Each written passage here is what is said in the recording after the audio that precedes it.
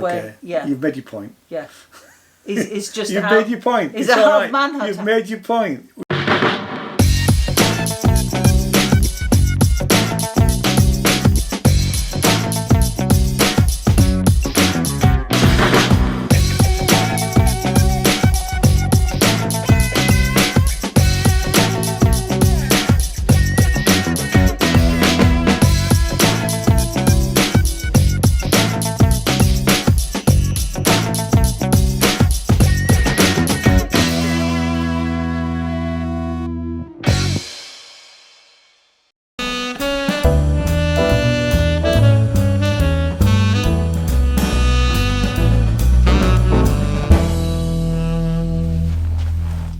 Hello, guess what? We're back again.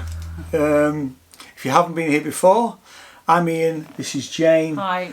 And we've been doing reviews of Edinburgh Fringe. We've spent 10 days, 12 days there. We are now back in Yorkshire and we're looking at the online stuff. And we've just watched Under the Floorboards, which is a dramatisation of the real life mass murder. No, actually it wasn't a mass murder. I'm going to read you a little bit from Wikipedia, which is not something we'd normally do, but anyway, this chap's name is Ed Gein. He gathered widespread notoriety in 1957 after authorities discovered he had exhumed corpses from local graveyards and fashioned trophies and keepsakes from their bones and skin. Gein also confessed to killing 2 women, a tavern owner, Mary Hogan, in 1954, and a hardware store owner, Bertie Wooden, in 1957. If I'm going to pass over so that Jane can give you the bit of the background to the actual play. So this is the description on the Fringe website. In November 1957, the Wisconsin police force investigated the home of a timid handyman who would never harm a fly. What they found was a house of horrors. This show is based on the real-life killer and body snatcher Ed Gein. Gein. Ed Gein. Right, is that it? Yeah. Yeah. Who inspired such characters as Norman Bates from Psycho, Leatherface from the Texas Chainsaw Massacre, and Buffalo Bill from The Silence of the Lambs. Now, I don't know who Buffalo Bill is in The Silence of the Lambs. I mean, because it's Hannibal. It's Hannibal Lecter. Yeah. Anyway, I have seen the Texas Chainsaw Massacre, and I can definitely see the connections there, and I can also see the connection to Norman Bates. Forcefully fornicate, and you will be riddled with disease. I don't want to hear this, Mom. Burn in I don't want to hear this. I do not want to hear this. I mean, I have to say, the first 5 minutes, I wasn't enjoying it really. But then I sort of settled into it, and I thought it was an absolutely incredible performance. I can't say it's likeable in the sense of a piece of theatre, but I think he gives a very good performance. I really warmed to. I mean, warmed to is the wrong thing, but no, because he's a convicted. I don't know how to explain. I think because we'd obviously read the synopsis prior to the production, and it planted images in my head.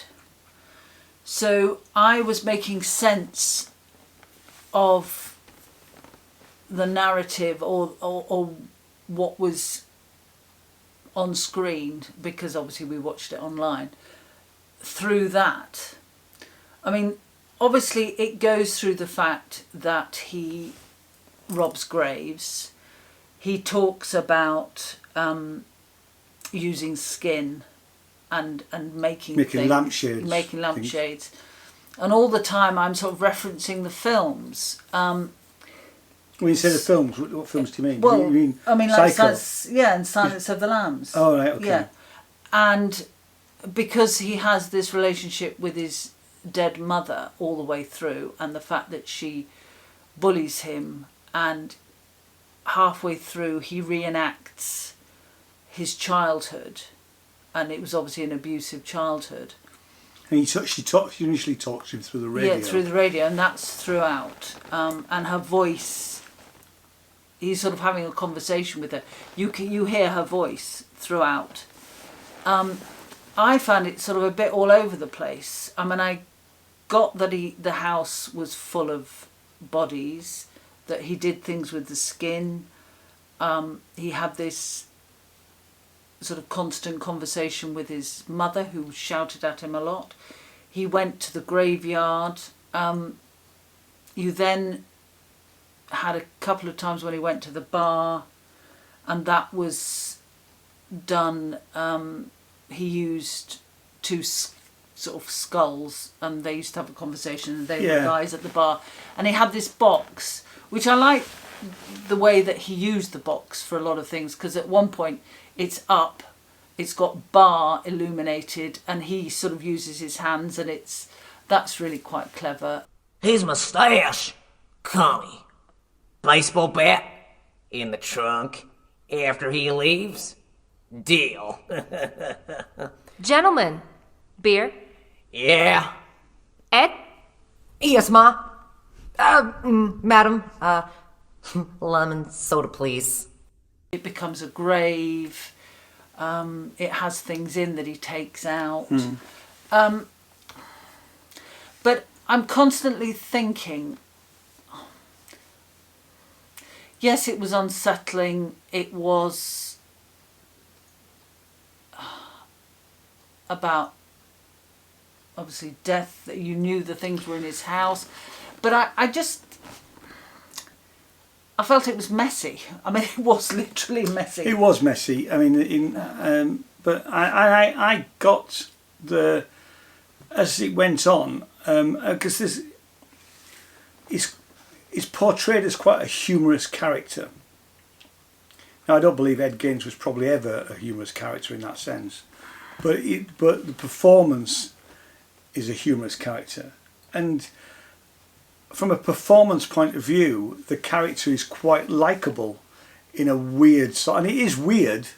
There's nothing you can't not say that it's strange. I didn't dislike him, but I didn't really feel anything for him. No. No, I mean, the more I watched it, the more I got I got into it.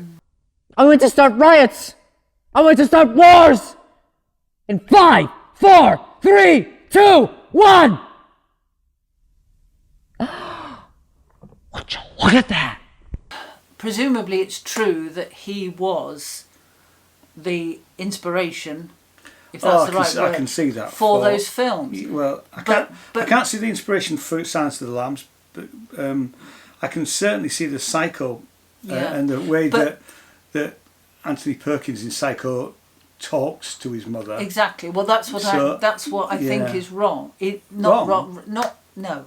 If you let me finish, wrong is the wrong word. What I mean is that all the time he's talking to his mother, I'm thinking Norman Bates, and I wish I hadn't read the allusions to the films, because I'm just thinking about the films all the time, and I think that for me detracted. I didn't for me. No, I would. I mean, I actually because in Norman Bates, that in Psycho, he's done it. Spoiler alert. I'm kidding. That film is about 60 years old. Exactly. So yeah. So his mother is dead in a chair, and he talks to her, and he pretends to be her. Yeah, and at times, Ed wants to be his mother, because he says, "I am my mother, and I'm going to be my mother." I do wonder whether although this piece is inspired by Ed Gein, whether in the writing some of that Psycho, because we've had Psycho, like I said, for 60 years, some of that has crept in, because we don't really know what was going on with Ed Gein. Well, you've never seen Texas Chainsaw Massacre, have you? No. Except that there's a mask, isn't there? And he's called Leatherhead, and he's called Leatherhead, and he wears that mask. There's a whole family, though. Yeah. But I don't think that makes any difference. No. Because the other two references are Silence of the Lambs and Psycho. I don't think they were that Yeah, that all big a the deal? time. Yeah, because all the mother thing, which was taken into Psycho. I don't think it was that big a deal. I really Yeah, don't. yeah. No, you're thinking of the films all the time. I wasn't. Yeah, well, I was. I mean, there were moments when I thought, oh yeah, that bit's a bit like X film. I never thought the Silence of the Lambs at all, to be fair. well, that was I did that think, was the eating bit. Oh, okay. Yeah, that was the eating bit.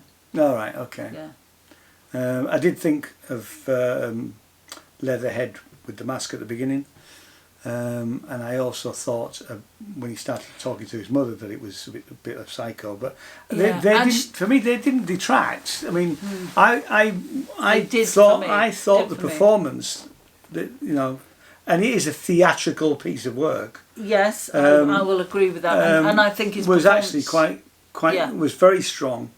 yeah.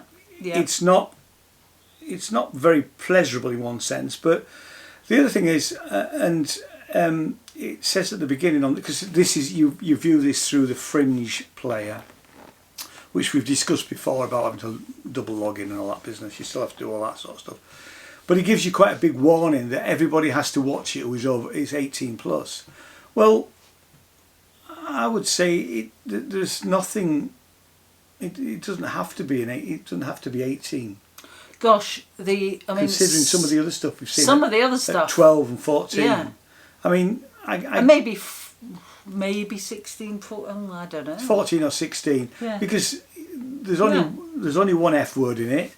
Yes, the subject matter is about digging up graves and and that, but it's done in quite a humorous way. Can Eddie come out and play?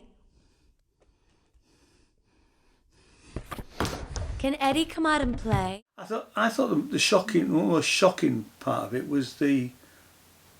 Oh, maybe I shouldn't say. Maybe that's a spoiler. Actually, I won't say it because I won't say it only because I think that is a spoiler. That's a tease, isn't I it? apologise for that, but there's yeah. one bit in it that I thought, that's a bit. Right. Okay. Well, we won't dwell on that. Actually, going back to the film references, the original Hannibal Lecter, that did involve him making things out of skin, and right at the end, Manhunt. Yeah. Manhunter. Yeah. Definitely. Anyway. And so the last scene where You've made your point. Yeah. Is just You've made your point. Is It's a all half right. manhunter. You've made your point. We get the point. I think it's slightly. There's a lot. No, there's not. Not that much. Anyway, anything else? Anything else? Any film buffs? please comment. Anything else? No, but I would like to just say, if I know I've gone on about the film references. Don't do it again. No, Don't say it again. I'm not saying it again, but I think his performance is very good. The reason I'm getting up is I want to get his name. I wrote down his name. And I'm sorry, I don't know his name either. So it's Simon Shaw. Right. Well, I think Is Simon's performance is very, very is good. Excellent. Is very good. And I would definitely like to see him in something else. Yeah, not an easy role to play. No. There was a nice touch at the end where oh yeah, we haven't had that before. where he bowed to the audience. Now obviously nobody's clapping because it's on digital, Yeah. and he thanked us all for watching Yeah, that was Ed nice. Fringe on. And he said if you'd like to leave a review, go to the Fringe website. And he did make a joke because he says, and if you didn't like it, run. But which was I quite liked that little joke. So I'm actually. running, Simon. I'm running.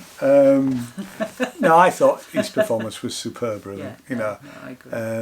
And although there were some voice actors, in the fact his mother was Karen Littlejohn and the barmaid was Richard Bellis, and the box was Shady Murphy. I don't remember the box talking to him, but anyway. Anyway, that's what he said. Yeah. But yes, no, Simon Shaw. It's a name to remember, really. He was How many stars? I'm going to go for a 3. I'm going to go for a 3-2.